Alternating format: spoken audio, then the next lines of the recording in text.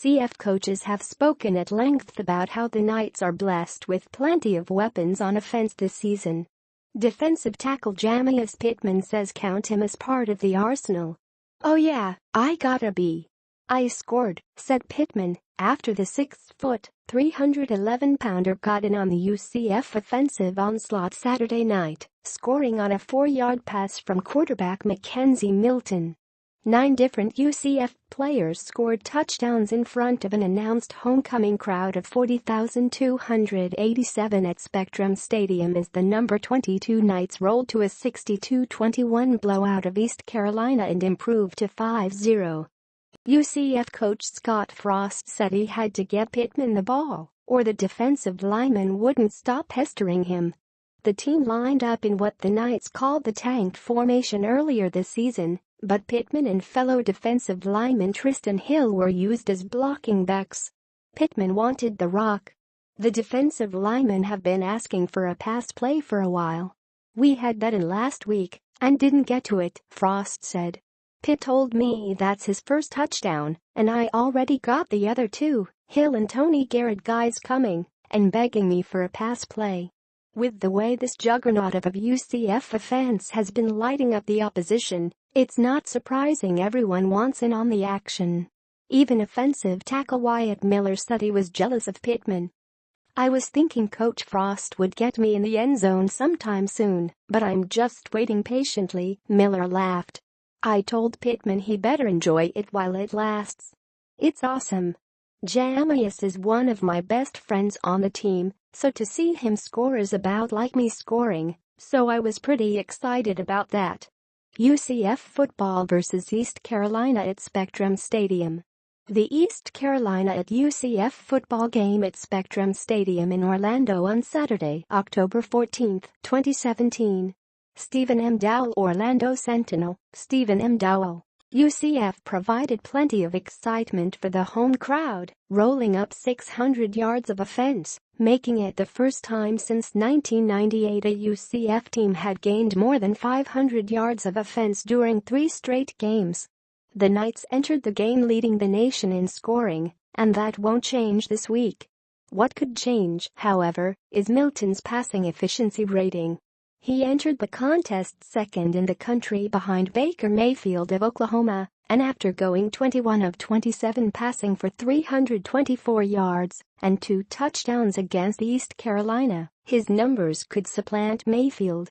The Knights scored on 4 of 6 first-half possessions and, by halftime, had rolled up 392 yards of offense. Milton was near flawless to start the game, connecting on 8 of his first 9 passes for 94 yards and 2 touchdowns, and UCF led 14-0 just 9 minutes into the game. "I thought he played great again. I was mad at him on one play. Other than that, I can't find many flaws in what he's doing, at least from the sideline," Frost said.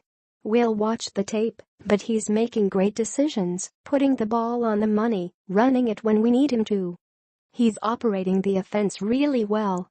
I can't imagine too many people be able to do what he does in our offense. It's also hard to imagine that the offense can perform much better."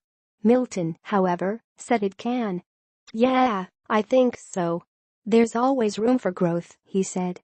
"Whether it's the little things or big things, there's always room for improvement.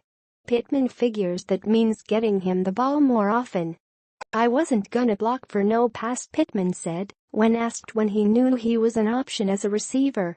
"I knew it from the jump I was gonna have a pass in, so I was just blocking hard for the running back until it was my turn.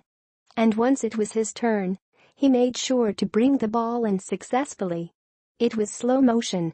Thank God for McKenzie. He threw it perfect," Pittman said. "If he'd thrown it any other way, I think I woulda dropped it." Milton said he had to get Pittman the ball. "We practiced that play the past couple of weeks, and I think if I didn't throw it to him, he probably would have fought me," Milton laughed. Safety Tree Neal joined Pittman scoring a touchdown. Neal took advantage of a big UCF rush on ACU quarterback Thomas Sirk, grabbing a pick and returning it 50 yards for a touchdown. "Even when Pitt scored, I was like, oh man, a D lineman scored before me? I'm a skill player. I was a little saucy. I'm not gonna lie," Neil said. "But nah, I'm excited for those boys. I know they were happy for me when I got my chance to shine a little bit." The special teams unit also got in the end zone, with Mike Hughes returning a punt 66 yards for a score. He appeared to score on an 81-yard return earlier in the game, but the play was called back because of an illegal block. The Knights' last punt return for a touchdown was by Eustis product Joe Burnett, who went 83 yards against Tulsa in 2007. "They said that was the first one in 10 years. When I found that out, that was pretty amazing," Hughes said.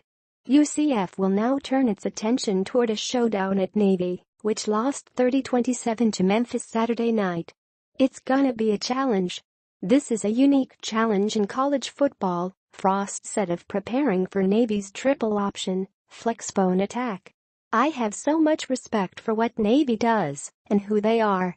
I think Ken Niumatalolo does a great job with them. You only have a week to prepare for something that's quite a bit different. Our defense has a real challenge ahead of them, and I expect them to show up Monday and go to work. I challenged our team to have our best week of practice ever, and that's what it's gonna take to go up there and beat them."